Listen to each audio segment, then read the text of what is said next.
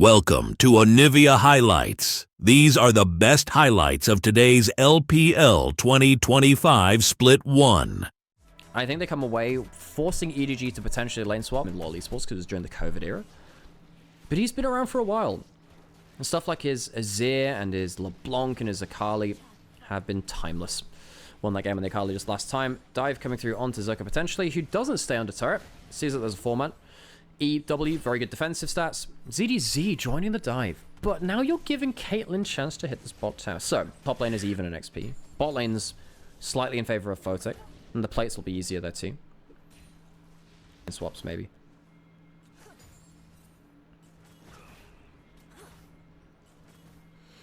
So look at level 3. You don't have teammates up here. First blood's still yet to happen. Level 5 on the Zyra. And Zyra has the Fated Ashes too and the Comet. Does he hit the roots? No. Zucker doesn't know. Which is from Disco Elysium. Which is a great game. If you've never played Disco Elysium, do it. Fantastic game. Cubism. Yeah, I can do cubism. How do I do a cube? When you got like you just do like one square. You do link up with you, the fans, people who are interested in the league, or people who are newcomers and may one day be fans. To get to tell a bit of the story about these players that, you know, there are so many different people here. Photo Control, the V5 bot lane. Yeah, down on hard times, but people definitely have respect for them from that time. People want to see if they can recapture that again. They've yet to for a while, but that's fun to see. Hai Chao, up-and-coming mid laner. Chauvi, as people have known him. And I know that LNG is 0 and 2 in both series and in this series as well. Weiwei, Zucker, the remaining members of the LNG era, which got them to Worlds twice. The EDG can get themselves 5 groups. LNG not able to finish off more than that. But on the other side, you know, Xiao Hao. This guy, not great. The Dragon's been put into the place. Look, we'll start getting more serious now because EDZ has got a serious angle. Ambessa on the flank, but in fog of war. Zerka finds him. Just looking to see if they could, recreate a little bit of arcane violence. Ambessa versus her student, Caitlyn. Taught her about the power of sacrifice. Weiwei stuck against the wall, uses the E, and then immunes a ton of damage. Weiwei's Pantheon. I've been impressed with it when you've shown it before. That was a good one there. And look, folks, this game doesn't have stakes, does it? For the actual seeding of the, well, for the actual qualification of the group. For the seeding, yes, it does. Winner of this will go 3rd. Loser will go 4th. Neither of them can get out of this group. Ult into mid lane. Gets onto a seam and forces the cleanse. No real follow-up beyond this point. Caitlyn will help there. Remember, they do have a collector. Good damage there. Dodging out of that ult. Seam really doesn't want to flash, does he? He ults first. And ults into W range all the same. Oh, Seam. Have asked over time. You know, how do you cast a boring game of League of Legends? And this qualifies. It does. I'm sorry, it qualifies. Look, there might be a friend around Harold.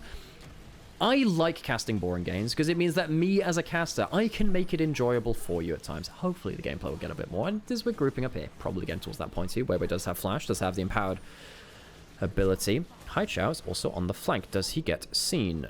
No. Yeah, now he does. I like casting some of these games because, you know, some of my favorite casting moments ever have been Monty and Doa in the old OGN games or LCK games. Casting Jin-Air and just having fun. Storytime jokes. Letting people in their community into a bit of an in-joke, you know. Hi, Shelly. You okay there, buddy? You know, buddy? Same, Shelly. Sometimes I just want to slam my head against the wall. Ow. Don't do that yourselves, guys. Why did I do that? What? I just hit my head at... What? What? I don't know what... Okay, whatever. Harold's not dying. ZDG couldn't hold position. Angel throws an ult out. The trap line has been pretty good. A Q lands. But Draw didn't really feel like he could sit an ult as well afterwards. Has to take a step backwards. Delays the CC. Call a counterweight.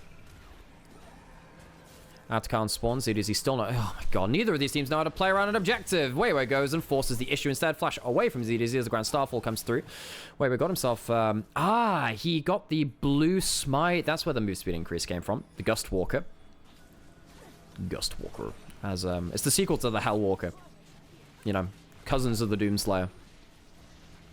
As opposed to, you know, there's Walker Texas Rengar as well. We like to walk places here. Dragon walking out of the pit, walking back into it. Mountain Dragon, of course. We'll give those extra stats. Angel gets a bit of a wall down, but doesn't do much. Anyway, here's Weaver's wall. Strums on the guitar a little bit. and no one's asking for an encore, but Wink once more. It's a dead Caitlyn, and Bessa and Alistair put Caitlyn in the dirt. How's that for Arcane? Dragon goes down, and EDG find an objective fight, which works for them. LNG, slow objective fights have not worked for them this series, and it will be the Atacon started up. Zyra can take this one pretty nicely. And LNG, it's another failed objective setup.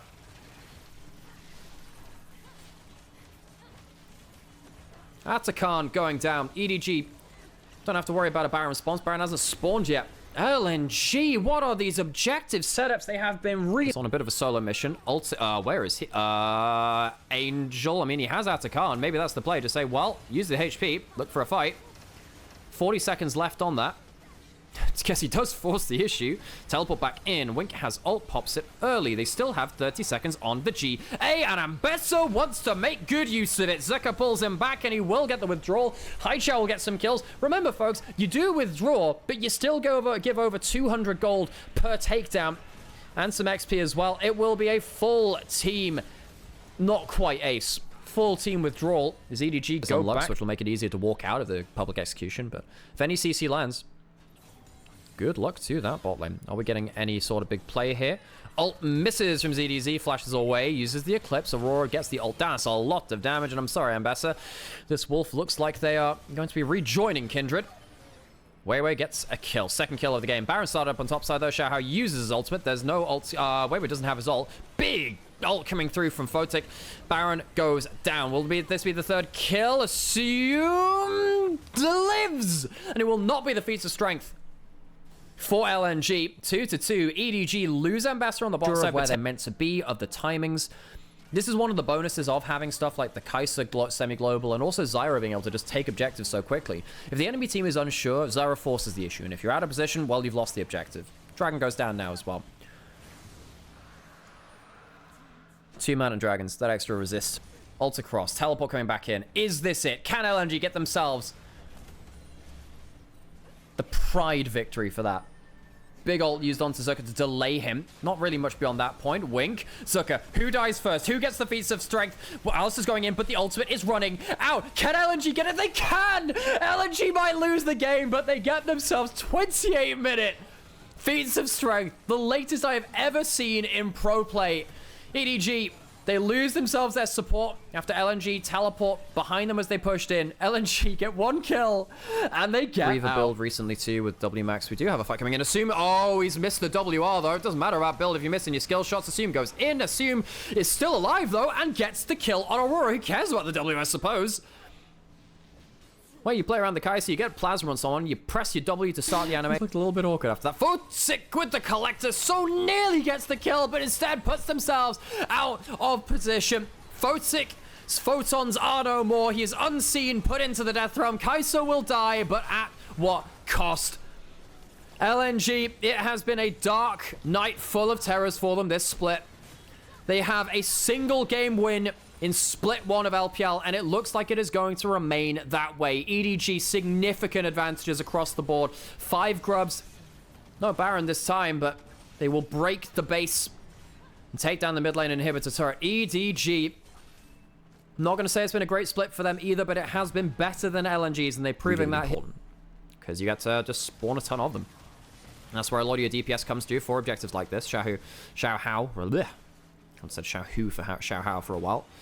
Angel, his walls have been pretty... walls have typically been pretty impressive. Don't know, actually have bumped himself off of that one somehow. ZDC on the flank. And, well, you know, you got a Zyra. We didn't talk about that. Max level does really, really help getting towards seed cooldown. Helps you take down Baron like that. ZDC still has ultimate. He's really tanky right now, too. And the damage hasn't really been turned around. Redemption comes through. The Ignite's still on, though, so reduces a bit of that, and this Lux has done nothing. This Lux has done so little, and it's Haichao. Bunny with myxomatosis has been put down. EDG gone hunting, come back with hair for dinner. LNG, they can have bunnies or chilling, it doesn't matter. They do not have nexuses. They've taken 1 nexus in the entirety of split 1. EDG had the same against TT, but they will be able to take the series here against LNG in their home arena. EDG, they will not qualify through this series, but they will at least not be last. GG to EDG, 3-1 against LNG Esports.